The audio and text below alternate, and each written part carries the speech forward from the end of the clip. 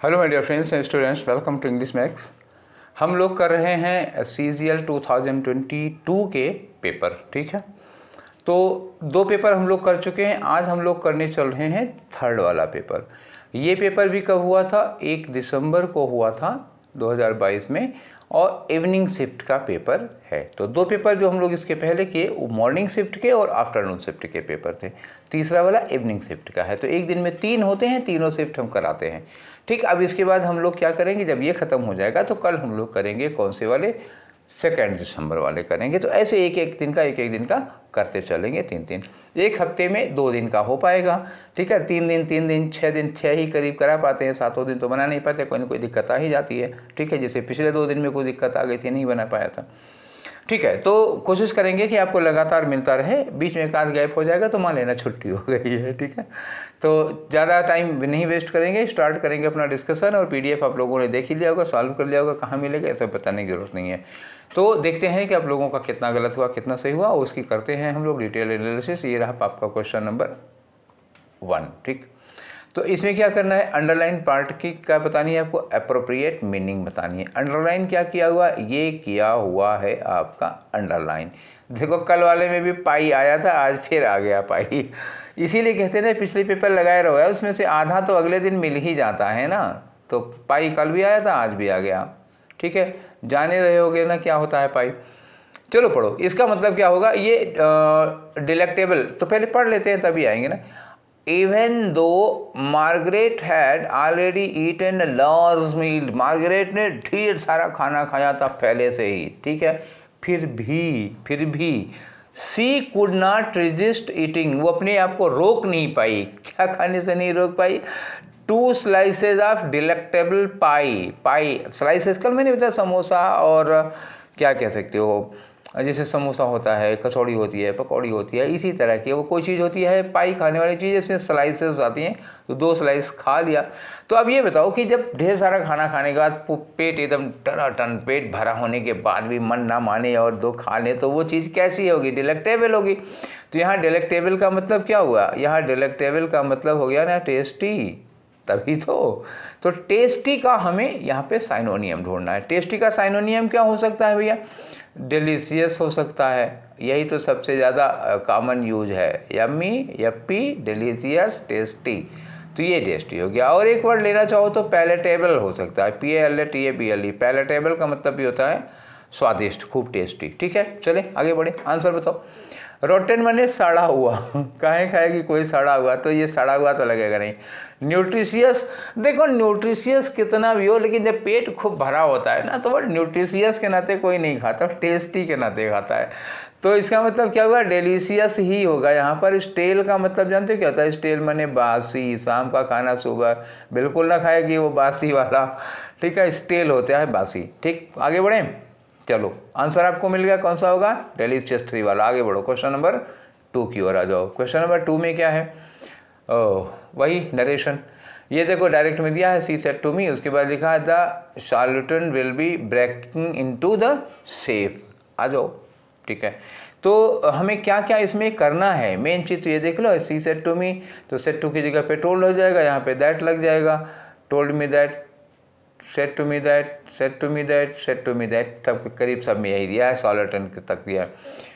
Will be की जगह will, अब चूंकि ये सेड पास्ट में है, एक बार मैं इसको क्लियर करके दिखाता हूँ, नहीं आपको ठीक से दिखेगा नहीं। ये देखो सेड पास्ट में है, सेड पास्ट में है तो विल का वुड हो जाएगा। तो पहले सबसे पहले यही, मैं बार बार यही कहता हूँ ना, फिर कह रहा हूँ, अभी पिछले वाले सेशन में भी कहा था, अभी फिर कह रहा हूँ, सबसे पहले वर्ब कर लो। इसी में शायद 2 ऑप्शन डिलीट हो जाए या तीनों वो हो जाए, इरेडिकेट हो जाए, ठीक है। तो एलिमिनेट करो, चलो। विल का वुड होना चाहिए, ये वुड दिया हुआ है, ये विल दिया, विल का वुड हो जाएगा। और विल का इज कैसे हो सकता है? विल का कैन कैसे हो जाता? हो गया कहानी। चलो आ जाओ। तो हमारे पास एक ही तो ऑप्शन बचा, पूरा पढ़ना भी नहीं हुआ भाई, खाली उतने में हो गया। और ये कोई ये कोई ऐरी गैरी चीज़ नहीं है, ये अभी लेटेस्ट सबसे बाद का 2022 का CGL का पेपर है। ठीक, मैं अपने मन से नहीं बनाया हूँ कि अरे आपने ऐसे बना दिया होगा इजी सा, हमने नहीं बनाया, ये ओरिजिनल पेपर है सीजीएल का, ठीक है। तो ऐसे निकल जाता है। आप लोग क्या करोगे, बिना मतलब की मेहनत करोगे, जो दिया हुआ है उसकी इनडायरेक्ट बनाओगे, फिर मिलाओगे, कौन सा होगा, एक क्वेश्चन में 3 क्वेश्चन का टाइम बर्बाद करोगे। बुद्धि लगाओ यार, हमेशा मेहनत ही क्यों काम यूज करते हो। अगला जो क्वेश्चन नंबर 4 में साइनोनियम बताना है। किसका साइनोनियम बताना है, जो अंडरलाइन ये किया हुआ है उसी का साइनोनियम बताओ, और क्या, ब्रैकेटेड पार्ट जो है उसी का साइनोनियम बताना है। तो for Rahul everything was a dash experience until he stepped onto the field। और ये जो ब्रैकेट में लिखा है इसी का साइनोनियम यहाँ लगा दो जो सुटेबल हो, ठीक है। तो राहुल के लिए everything was a modern experience, उसके लिए ये कैसा था, एक मॉडर्न एक्सपीरियंस था। तो क्या होगा, उसके लिए नया एक्सपीरियंस होगा। जब वो स्टेप किया फील्ड में आया, तब तक वो सब क्या था, उसके लिए सब कुछ नया नया था। मॉडर्न मतलब सब नया नया एक वो था। तो नया नया के लिए क्या लगाओगे, न्यू, ठीक, न्यू एक्सपीरियंस होगा।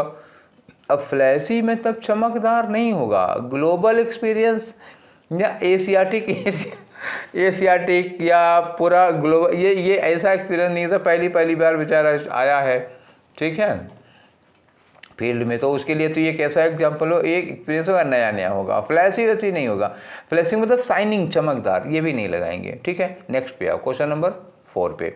तो क्वेश्चन नंबर 4 क्या है, वन वर्ड सब्स्टिट्यूशन। किसका, पढ़ो, गिविंग द वरीइंग इंप्रेशन, कोई ऐसी चीज जो मन में तुम्हारे चिंता पैदा कर दे, that something bad is going to happen. ओहो, कोई ऐसी चीज, मतलब किसी को कुछ ऐसा, मतलब कुछ आपके साथ ऐसा हो जाए जिससे आपके मन में ये शंका बैठ जाए, ये डर बैठ जाए कि कुछ अशुभ, कुछ गड़बड़ होने वाला है।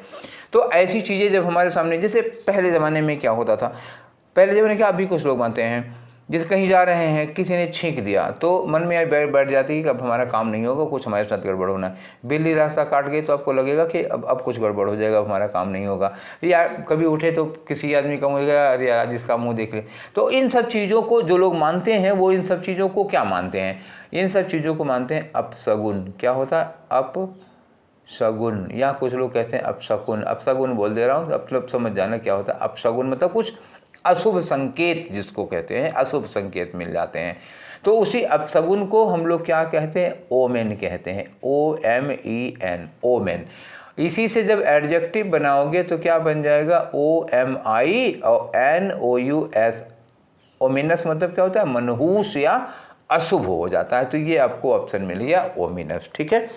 कोई ऐसी चीज़, कुछ ऐसा हो जाना जिससे आपको कुछ भविष्य में कुछ गड़बड़ होने का या कुछ गलत होने का की आशंका होने लगे, तो उसको अपशगुन या ओमिन या क्या कहते हैं, अशुभ होना कहते हैं, ठीक है। और वर्ड्स बता दें, डिसोलिएट का मतलब क्या हुआ, जिसको सब लोग छोड़कर चले गए हैं, मतलब कोई ऐसी जगह जिसे सब लोग छोड़कर चले गए हैं, तो डेजर्टेड प्लेस हो जाएगा, या वीरान हो जाता है, वीरान या सुनसान प्लेस हो जाता है, वो होगा।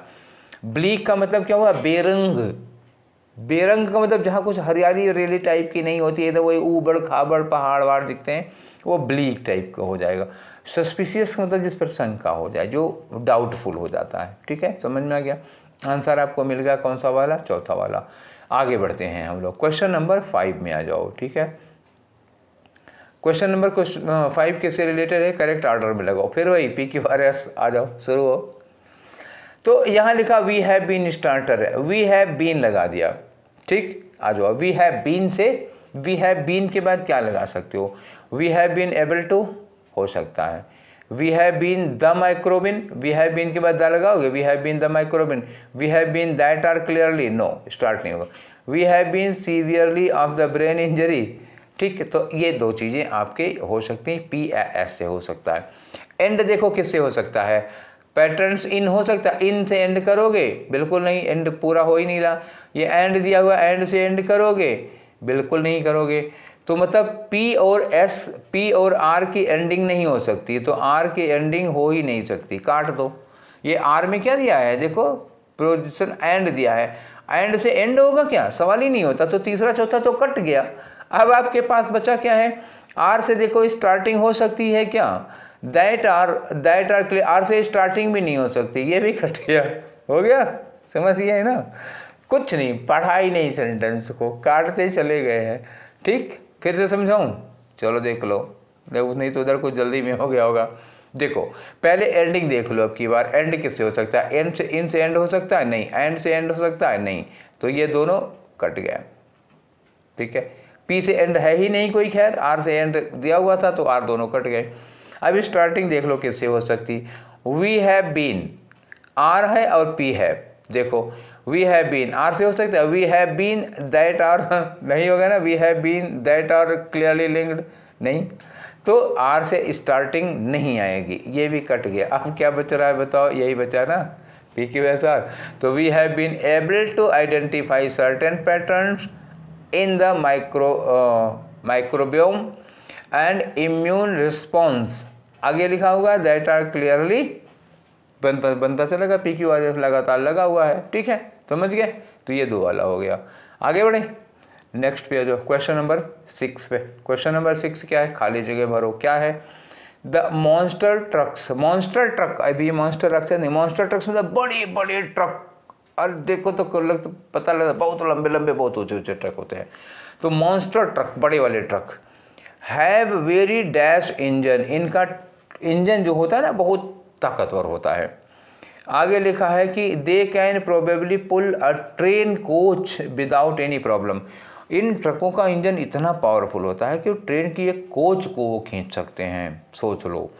तो अब फोर्सफुल, ठीक है भैया, वस्तु के लिए फोर्सफुल नहीं लगेगा, समझ में? जहाँ दबाव बहुत होता है उसको कहते हैं फोर्सफुल, ठीक।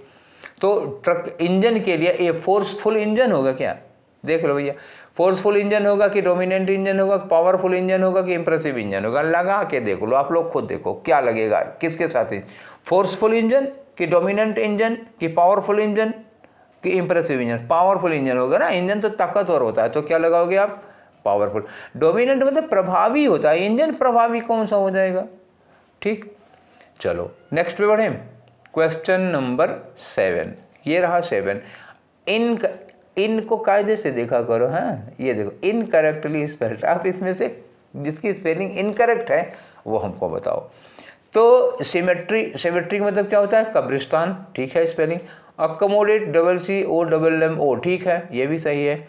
अकोमोडेट में क्या हो ना, ए लगाओ फिर COMMO, उसके बाद डेट की स्पेलिंग लिख दो, तारीख वाली जो डेट होती है ये डेट लिख दो। इसके पहले क्या लगाना है? CMM, यहाँ भी O, यहाँ भी O, इसके पहले ए लगा दो, अकोमोडेट। इंट्रूडर घुसपैठिया होता है, ये भी सही है। नेसेसरी की गलत है, होनी क्या चाहिए? NE और CE, उसके बाद SSARY, ठीक, ध्यान देना, NECESSARY, और यहाँ क्या लिखा था? CC लिखा हुआ था। मिटाऊं? देखो ये देख लो, अब देखो ये CC लिखा है कि नहीं लिखा है? CC, सिंगल C होना चाहिए ना, गलत हो गया। आगे बढ़ो, क्वेश्चन नंबर 8, ये रहा क्वेश्चन नंबर 8। खाली जगह भरो। क्या दिया है? द कंटिजेंट मैनेज्ड, कंटिजेंट का मतलब सैन्य टुकड़ी होती है, सेना की एक टुकड़ी होती है, उस सेना की टुकड़ी ने क्या किया? Managed to dash successfully. तो कैच द डील होगा कि क्लोज द डील होगा कि हील द डील होगा कि पार्क द डील होगा? तो एक्चुअली क्या होगा? Close the deal. Close the deal का मतलब होता है कि किसी चीज़ को क्या कर देना, एकदम से, मतलब फाइनल एग्रीमेंट कर देना किसी चीज़ का, वो होता है क्लोज द डील। किसी डील में सफलता पाना हो जाता, और यहाँ सक्सेसफुली लिखा हुआ है, तो अगर सक्सेसफुली लिखा है तो क्लोज द डील लगेगा ना, किसी भी डील में, किसी भी मामले में सफलता पाना, ठीक है। ये फ्रेज है भैया, इसको ऐसे ही करना होता है, इसमें कोई तर्क वितर्क नहीं होता। तो किसी डील को कंप्लीट करने में सक्सेस पाना होता क्लोज द डील। आगे आ जाओ क्वेश्चन नंबर 9 में, ठीक। क्वेश्चन नंबर 9 में बताओ कौन सा सेंटेंस है? Select the sentence that contains no spelling error, बताओ जिसमें स्पेलिंग एरर नहीं हो, ये आपको बतानी है, ठीक है। तो पहले सेंटेंस पढ़ो, आर गवर्नमेंट, ठीक है, हैज लॉन्च्ड, ठीक है, a relatively extensive set of reforms, ठीक है, फॉर एबोरिजिन्स, ये गलत हो गया, इन द कंट्री। एबोरिजिन्स की अब स्पेलिंग देखो, ठीक है, मैं यहाँ लिख रहा हूँ, ए होगा, बी होगा, AB, अब ओरिजिन लिखो, ABORIGIN, एन, ठीक है ना, एबोरिजिन। उसके बाद ई लगाओगे, फिर क्या लगाओगे, एस लगाओगे, एबोरिजिन्स। अब यही एक वर्ड उसमें गलत आया है, ठीक है, एबोरिजिन्स। नीचे देख लो, एबोरिजिन्स में जी के बाद वाई लगा दिया है, ये गलत हो गया। नीचे देखो ABOR, एबोरिजिन्स, आर के बाद आई लगाना चाहिए था, गलत हो गया। 3 एबोरिजिन्स गलत हो गए। अब यहाँ देखो ABORIGINES, चौथा वाला एबोरिजिन्स सही है। तो बाकी तीनों में एबोरिजिन्स की ही स्पेलिंग गलत है, तो कहानी ही खत्म हो गई और ज़्यादा देखना ही नहीं था। आगे बढ़ो, ठीक है। क्वेश्चन नंबर 11 पे आ जाओ, ठीक है, नहीं 10 पे आ जाओ। 10 है, अभी तो 10 ही नहीं हुआ। क्वेश्चन नंबर 10 में क्या है, पैसिव फॉर्म बताओ। किसकी passive form? He has downloaded the movie on his phone, ठीक है। He has downloaded movie, he subject हो गया, हैज़ डाउनलोडेड वर्ब हो गया, और द मूवी क्या हो गई, ऑब्जेक्ट हो गया। तो ऑब्जेक्ट इधर आ जाएगा, सब्जेक्ट इधर चला जाएगा, वर्ब की थर्ड फॉर्म होगी, और हैज़ की जगह क्या होगा, हैज़ बीन। हैज़ के साथ क्या होगा, हैज़ बीन, प्रेजेंट परफेक्ट है। तो पहले इस हैज का देख लो क्या होगा, हैज बीन होना चाहिए, तो आर लगेगा क्या, नो। ये हैज बीन डाउनलोडेड, ये ठीक है। इज होगा क्या, ये हैज का इज हो जाएगा, सवाल ही नहीं होता तो वाज कहाँ से हो जाएगा, ठीक। एक ऑप्शन बचा, हैज बीन डाउनलोडेड, ठीक। देख लो ऐसे होता है, जो हम लोग पढ़ाते हैं वो कितने एडवांस लेवल पढ़ाते हैं, और पूछा किस तरह से जा रहा है, क्लियर हो गई बात, ठीक है। और ये मेरा बनाया हुआ पेपर नहीं है, SSC का बनाया हुआ पेपर है, समझ लो। तो इसमें कौन सा होगा, दूसरा वाला होगा। अब आ जाओ किस पे, क्वेश्चन नंबर 11 पर, ठीक है। तो इसमें क्या दे रहे हैं, एडीएम की मीनिंग बताओ। एडीएम क्या है, अ स्केलेटन इन कवर्ड, ठीक है। अ स्केलेटन इन कवर्ड का मतलब कुछ ऐसा सीक्रेट आप रखे हैं जिस पे आपको, जिसको बताने में शर्मिंदगी महसूस हो रही है। कुछ ऐसा काम है, कुछ ऐसा किया है जिस पे एम्बैरस फील कर रहे हो, शर्मिंदगी फील कर रहे हो, और ऐसा सीक्रेट रखना पड़ रहा है आप लोगों को, वही है skeleton in the cupboard.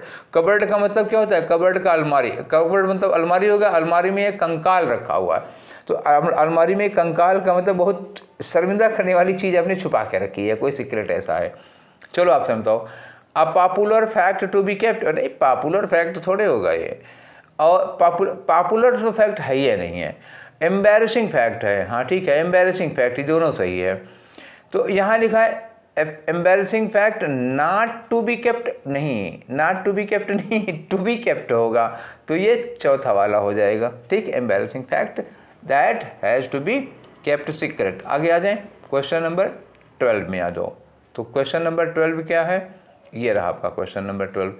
Question number 12 में कुछ जगहों पर अंडरलाइन किया है, जैसे ये हैज़ को अंडरलाइन किया है, एनी को अंडरलाइन किया है, वर्क को अंडरलाइन किया है, विद को अंडरलाइन किया है, और कह रहे हैं कि जो अंडरलाइन किया है उसमें से किस पार्ट में कोई गलती है। तो सेंटेंस पढ़ो, सेंटेंस पढ़ो तभी मिलेगा, ठीक है। चलो निकालो गलती आप लोग। लिखा है has Geeta any previous knowledge, तो गीता के लिए हैज़ लगा दिया, ठीक तो है, और क्वेश्चन में एनी लगता है, ये भी ठीक है, प्रीवियस नॉलेज भी ठीक है। तो has Geeta any previous knowledge, यहाँ तक में कोई गलती नहीं है। अब बचा work, previous knowledge of work with junior colleagues, तो ऑफ लगा नहीं है, ऑफ के बाद भैया फिर से आई ना वर्ब फॉर्म। जब हमने आप लोगों को MTS का पेपर करवाया था तभी मैंने बताया था कि वर्ब फॉर्म से क्वेश्चन बहुत आते हैं, और मैंने ये भी कहा था कि टू को छोड़कर, एक्सेप्ट टू को छोड़कर कोई भी प्रीपोजिशन है दुनिया का, at, on, in, for, from, with, without, under, over, कुछ भी दिया हुआ हो, तो किसी भी प्रीपोजिशन के बाद जब वर्ब हम यूज करते हैं तो किस फॉर्म में यूज करते हैं, ING फॉर्म में यूज करते हैं, टू को छोड़कर। क्यों टू के साथ लगता है वर्ब की फर्स्ट फॉर्म, तो टू को अलावा बाकी कोई प्रीपोजिशन हुआ तो उसके बाद वर्ब की ING फॉर्म लगेगी, ठीक है। तो इस सेंटेंस में गलती क्या हुई है भाई, देखो गलती क्या हुई है कि यहाँ ऑफ लगा हुआ है, ऑफ के बाद जो वर्क लिखा है, तो ऑफ के बाद होना चाहिए था वर्किंग, क्लियर, ठीक है। तो गलत क्या हुआ, ये चौथा वाला हो गया, समझ गए हो ना। आगे बढ़ाते हैं, क्वेश्चन नंबर 13 पे आ जाओ। तो क्वेश्चन नंबर 13 में दिया हुआ है क्या, एक इतना पोर्शन अंडरलाइन किया हुआ है, कह रहे हैं कि यहाँ कोई गलती है क्या, या सब्स्टिट्यूट करो इस पार्ट को। सब्स्टिट्यूट करने के बाद अगर यहाँ पर कोई गलती है तो उसकी जगह पर क्या सही होगा ये करो। तो इसके लिए सेंटेंस पढ़ना पड़ेगा, पहले तो कर नहीं सकते हो। लिखा the new shop that opened last week, एक नई दुकान खुली थी पिछले हफ्ते, ठीक, खुली थी तो खुली थी। आगे लिखा है आर हार्डली सफिशिएंट स्टॉक, उसके पास मुश्किल से पर्याप्त स्टॉक होगा of the products that it advertised about, इस दुकान ने जिस प्रोडक्ट को एडवर्टाइज किया था उसका उसके पास स्टॉक ही नहीं है। लो, तो आर हार्डली सफिशिएंट होगा या हैज, ठीक है, होगा ना, क्या होगा, तो यहाँ पे हैड हार्डली होगा या फिर आर इज एम आर तो होगा ही नहीं, होगा ना। तो यहाँ पोजीशन का सेंस आ रहा है, उसके पास पर्याप्त स्टॉक है ही नहीं, तो इज के साथ हैड नहीं लगेगा, ठीक है ना। क्या होगा, हार्डली इज के साथ हैविंग, पोजीशन में हैविंग लगता नहीं, थोड़ी देर पहले बताया, नहीं कल वाले में बताया था। हार्डली हैड, जब हार्डली लगाओगे तो नॉट नहीं लगाओगे, ठीक, कितने हो गए, कट गए ना। इज के साथ लगना नहीं है हैड, इज के साथ थर्ड फॉर्म लगा रहे हो, पॉजिटिव के सेंस में आना नहीं है ये। हार्डली है तो अब इज के साथ हैविंग जो लगाए वो पॉजिटिव में रखो, यहाँ पॉजिटिव में कंटिन्यूअस होता नहीं है, अभी कल वाले सेट में था। हार्डली, अब हार्डली निगेटिव हो गया तो इसमें नॉट लगाना नहीं है, इतने काम हो गए। हार्डली हैड यही होगा, उसके पास मतलब कोई स्टॉक ही नहीं है, तो यहाँ क्या हो गया, hardly had any stock. Clear हो गया। चलो फिर से एक बार दिखा देता हूँ आप लोगों को, ठीक है। ये देखो लिखा है कि the new shop that open last week, यहाँ लगाओ हार्डली हैड सफिशिएंट स्टॉक, उसके पास मुश्किल से पर्याप्त, मतलब नहीं है उसके पास स्टॉक, ठीक, समझ गए, तो ये हार्डली हैड होगा। नेक्स्ट में आ जाओ क्वेश्चन नंबर 14 में। तो क्वेश्चन नंबर 14 क्या कर रहा है, एंटोनियम बताना है, किसका, अंडरलाइन वर्ड का। अंडरलाइन वर्ड क्या, ये ब्लेस्ड दिया हुआ है, लिखा है God has clearly based human beings for his glory. Blessed का मतलब क्या हुआ, आशीर्वाद देना, गॉड ने हमको ये सारी चीजें दे रखी हैं। तो ब्लेस का एंटोनिम क्या होगा, कर्स्ड होगा। क्लियर। आगे अप्लाइड ह्यूमन बींग्स नहीं हो गया है ना, अप्लाइड का कर मतलब कर्स का अप्लाइड हो गया। अपॉइंटेड और प्रोडक्ट, मीनिंग सबकी पता है, आप लोग समझ ही रहे होंगे कि यहाँ God has clearly appointed human beings for his glory, appointed पर नहीं होगा। ये ब्लेस्ड इन्होंने दे रखा था, ब्लेस का अपोजिट आपको लगाना था, ब्लेस का अपोजिट कर्स होता है, बात खत्म हो गई। आगे आ जाओ क्वेश्चन नंबर 15 में। तो क्वेश्चन नंबर 15 क्या है, साइनोनियम बताना है आपको, किसका, मॉरल का। तो मॉरल का मतलब क्या होता है, नैतिक। नैतिक के लिए कौन सा वर्ड लगाओगे, सिम्फोनी तो होगा नहीं, सिम्फोनी, सिम का मतलब होता है समान, और फोन का मतलब क्या होता है, साउंड। तो मतलब क्या हुआ, जब दो लोगों की आवाज़ एक जैसी होती है तो उसको कहते हैं सिम्फोनी। गॉडलीनेस का मतलब क्या होता है, देवभक्ति, धर्मांधता नहीं होती, धार्मिकता होती है, ठीक है, वो गॉडलीनेस हो जाएगा, ठीक है। और ऑनरेबल का मतलब क्या होता है, सम्माननीय, आदरणीय, और एथिकल का मतलब होता है नैतिक। क्या हो गया ये, नैतिक। तो यही होगा, मॉरल का साइनोनिम क्या होगा, नैतिक हो जाएगा, एथिकल हो जाएगा। नेक्स्ट पे आ जाओ भैया, 15 हो गया। अब आ जाओ आप किस पे, 16 नंबर पे। तो 16 नंबर में क्या बताना है आपको, किसी इडियम की मीनिंग बतानी। इडियम क्या है, फ्लाई इनटू अ पैशन, ठीक, fly into a passion. Passion का मतलब क्या हुआ, जुनून, और फ्लाई का मतलब उड़ गए, तो जुनून में उड़ गए। तो जुनून में उड़ जाने का क्या मतलब होगा, जुनून में उड़ जाने का मतलब हुआ आप बहुत जल्दी से गुस्से में आ गए बिना सोचे समझे, तो ये हो गया। तो टू बिकम अग्रेसिव ऑफेन, या to become angry suddenly, to, या टू बी ऑलवेज एंग्री, या to be aggressive at times. तो ये हो गया अचानक से, सडनली, ठीक है। टू फ्लाई इनटू पैशन मतलब अचानक से गुस्सा हो गए, ये हो गया। आगे आओ क्वेश्चन नंबर 17 पे। तो ये 17 में क्या कह रहे हैं, वन वर्ड आपको बताना है, किसका वन वर्ड बताना है, ये देखो, a person in love with himself. एक ऐसा व्यक्ति जिसे खुद से बहुत प्यार होना चाहिए, थोड़ा बहुत मात्रा में ज़रूरी है। अपना ध्यान खुद नहीं रखोगे तो कोई तीसरा रखेगा क्या, तो अपने आप से प्यार करो, ठीक है। कभी शीशे के आगे खुद को देखा करो और कहो कि हम मतलब आई एम यूनिक ठीक है। तो अपनी केयर करो, खुद से प्यार करो। तो जब आदमी खुद से मतलब आत्ममुग्ध हो जाता है, आत्ममुग्ध होता है, तो उसको क्या कहते हैं? नार्सिसिस्ट कहते हैं। ठीक, क्या कहते हैं? नार्सिसिस्ट। आत्ममुग्ध होता है, अपने से ही प्यार करता है, खुद को अच्छा लगने लगता है, और लगना बहुत ज़रूरी है, खुद को अच्छे लगो वरना किसी को नहीं लगोगे। लूनेटिक का मतलब क्या होता है? दिमाग सटक गया है। लूनेटिक मतलब क्या होता है? पागल। ठीक है, थोड़ा सा 2-4 स्क्रू ढीले हो गए।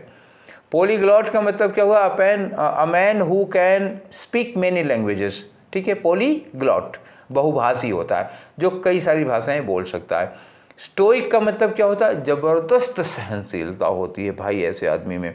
स्टोइक मतलब a person who is same in pen and pleasure, loss and gain. सुख में दुख में एक जैसा। लाखों का फायदा हुआ, कोई बात नहीं, लाखों का नुकसान हुआ, कोई बात नहीं, ऐसा कौन हो सकता है? तो ऐसे लोगों को स्टोइक कहा जाता है, जो सुख में दुख में एक जैसा बिहेव करते हैं। 17 हो गया।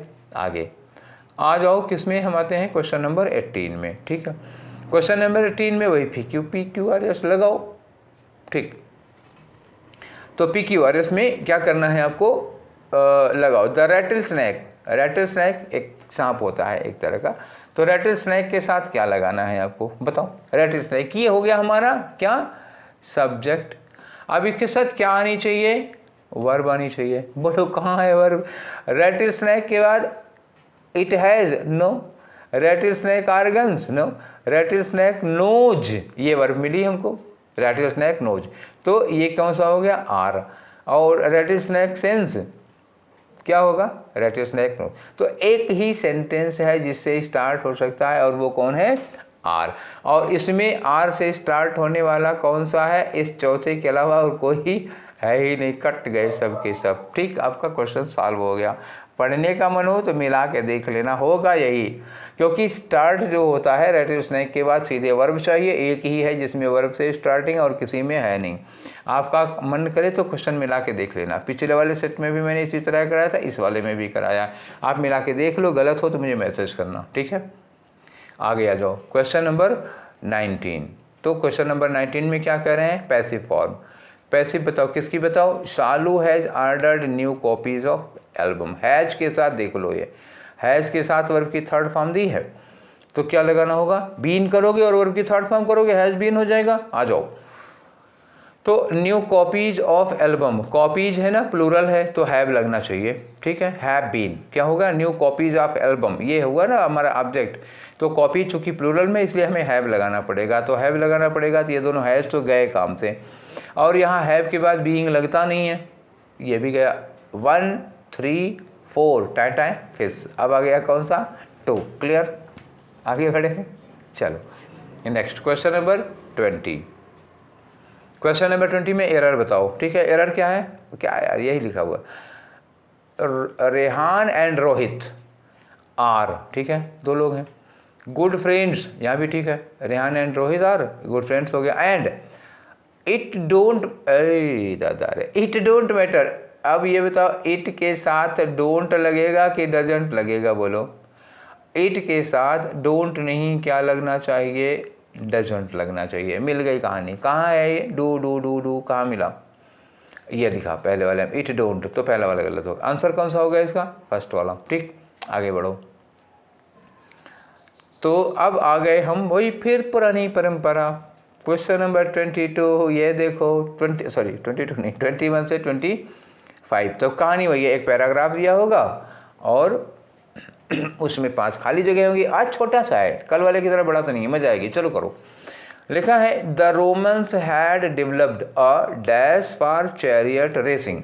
रोम वालों ने चैरियट रेसिंग, चैरियट समझ हो ना, रथ, रथ होता है ना, रथ, रथ, रथ समझ हो ना, महाभारत तो देखा होगा। हाँ भाई, तो रोम के लोगों ने चैरियट रेसिंग के लिए एक डैश डेवलप कर लिया था। तो क्या डेवलप किया? इंटरेस्ट डेवलप करेंगे ना, और क्या। रेट जो चैरियट रेसिंग की क्या होती है? उसमें इंटरेस्ट, जैसे कुश्ती में इंटरेस्ट हो गया, और तलवारबाजी में इंटरेस्ट हो गया, कहीं कहीं सांड से लड़ने में इंटरेस्ट होता, तमाम तरह के इंटरेस्ट। तो रोम वालों ने चैरियट रेसिंग में इंटरेस्ट, तो पहले में क्या आएगा? इंटरेस्ट आएगा। आगे बढ़ो। The dash of the game are so excited. ठीक है, तो जो इस गेम के डैश होते हैं वो इतने एक्साइटेड होते थे कि sometimes it dash into chaos, confusion, rats, कभी कभी ना तो दंगे हो जाते थे वहाँ पे। अब तो ये कौन होंगे बोलो, ये कौन होंगे? सपोर्टर होंगे ना। इस खेल के जो सपोर्टर होंगे, इस खेल के जो फैन होंगे, वो इतने एक्साइटेड हो जाते थे कि वहाँ बवाल हो जाया करता था। इट में डैश तो ये पैदा कर देगा ना, तो यहाँ पैदा कर देगा, बवाल पैदा कर देगा, ठीक है। इनटू लिखा हुआ है तो इनटू रो तो पैदा करना नहीं होगा, तो फिर क्या हो जाएगा? ट्रांसफॉर्म हो जाएगा, चेंज हो जाएगा। आगे लिखो, थर्ड हो गया इट में डैश। आगे लिखो, the dash in which the racing took place, मतलब क्या होगा? ऐसे ही मैदान होगा ना, ये इस मैदान, क्या बात है, बड़ा बढ़िया सर्कल बना हुआ है, ठीक है। तो ये मैदान है जिसमें ये रेस होती थी। तो जो मैदान वगैरह जहाँ रेस होती है, कुश्ती होती है, उसको क्या कहते हो? एरेना कहते हो, या फिर फील्ड लिखा होगा, और क्या इसी तरह का कुछ होगा वहाँ पे। वो फील्ड जिसमें रेस होती थी, या एरेना जिसमें रेस हुआ करती थी, ऐसे, या स्टेडियम टाइप का कुछ होगा। In which racing took place was called circus, oh उसको सर्कस कहते थे। तो जो जगह होती थी उसको सर्कस कहते थे। आगे लिखा, the dash one was the, ठीक, the dash one was the Circus Maximus in Rome, ठीक है। उन्हीं में से एक था सर्कस मैक्सिमस, तो मैक्सिमस लिखा होगा तो सबसे बड़ा वाला होगा यही यार। That could hold up to 3, अरे बाप रे, 3,85,000 स्पेक्टेटर्स, इतने दर्शक उसमें बैठ सकते थे। Which shows the popularity of the sport. अब किसी उस जमाने में सोच लो, अगर 3,85,000 दर्शक बैठ सकते थे, तो इसका मतलब हुआ कि इस खेल की कितनी पॉपुलरिटी रही होगी। तो ये फिर ये क्या होगा? सबसे बड़ा वाला होगा, ठीक है, बिगेस्ट वन होना चाहिए यहाँ पे। तो सबसे पहले पहला फिलर भरो, फिर नीचे चलते हैं हम लोग। तो सबसे पहले क्या होगा कि रोम वालों ने डेवलप किया था चैरियट रेसिंग के लिए एक इंटरेस्ट डेवलप किया था। तो माउथ फुल डेवलप करोगे कि ड्रॉप डेवलप करोगे? स्पून फुल नहीं डेवलप करोगे, टेस्ट डेवलप करोगे। टेस्ट का मतलब क्या होता है? इंटरेस्ट। अब तुम कहोगे टेस्ट तो वो तो क्या होता है? चटनी का स्वाद नहीं है, उसके लिए नहीं लगा हुआ है। टेस्ट मतलब इंटरेस्ट के लिए भी लगता है। तो पहला वाला भर लिए हैं हम लोग। अब आ जाओ नेक्स्ट वाले में, 24 में क्या कह रहे हैं? फिलर नंबर पे यहाँ वाले पे क्या भरना होगा? यहाँ वाले पे क्या होगा? इस खेल के समर्थक। तो इस खेल के सपोर्टर होंगे कि रिफार्मर होंगे कि कैंपेनर होंगे कि चैंपियंस होंगे? तो सपोर्टर्स होंगे ना, फैन होंगे ना, जो ये सब लोग नौटंकी, जो नौटंकी नहीं है, क्या वर्ड निकल जाता है, नौटंकी के, तो ये सब जो बवाल कर रहे थे लोग एक्साइटमेंट में। इस खेल के रिफार्मर, यहाँ रिफार्मर की बात नहीं होती, रिफार्मर इतना एक्साइटेड नहीं होते हैं। कैंपेनर्स का मतलब जो इसका प्रचार करते हैं, प्रचार करने वाले नहीं है। चैंपियंस का मतलब विजेता, विनर, विनर नहीं, ये सब कौन होते थे? जो उसके फैन होते थे, वो लोग बवाल करते थे। तो सपोर्टर्स ज़्यादा सूटेबल है यहाँ पर। अब आगे आ जाओ, क्वेश्चन नंबर, ये 3 वाला हो गया ना, हाँ 3 वाले, फिलर नंबर 3 में आओ। तो फिलर नंबर 3 क्या है? ये है। तो क्या यहाँ पे क्या होगा? अब सोच लो, यहाँ पे वो चेंज हो जाएगा क्याओस में, कन्फ्यूजन में, राइट में। तो क्या करोगे?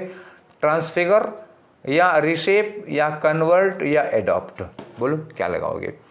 तो रीसेप लेगा? अरे नहीं, रीसेप लगेगा नहीं, और एडॉप्ट इनटू नहीं लगता है। बात यह है कि हमें इसके साथ में क्या लगाना होगा? इट में डैश इनटू, जिसके बाद इनटू लग सकेगा। तो कन्वर्ट इनटू या ट्रांसफिगर इनटू, क्या लगेगा बताओ? तो ट्रांसफिगर का मतलब एक्चुअली होता है ना रूप बदलना। तो ये क्या हो गया? कन्वर्ट इनटू, ठीक है। तो ये यहाँ पे खेल का रूप नहीं बदलता था, वो दंगे में कन्वर्ट हो जाया करता था। तो यहाँ लगेगा कौन सा? थर्ड वाला। अब आगे आ जाओ अपने चौथे वाले फिलर का, मतलब क्वेश्चन नंबर 24 वाला है। तो चौथे वाले फिलर में आ जाओ। ये रहा आपका अगला, ये चौथा वाला, ठीक है। चौथे वाले में क्या दिया? यहाँ पे भरो। यहाँ क्या लिखा है? The dash in which racing took place. मैंने कहा था ना वो मैदान मैदान अब की बार नहीं बना।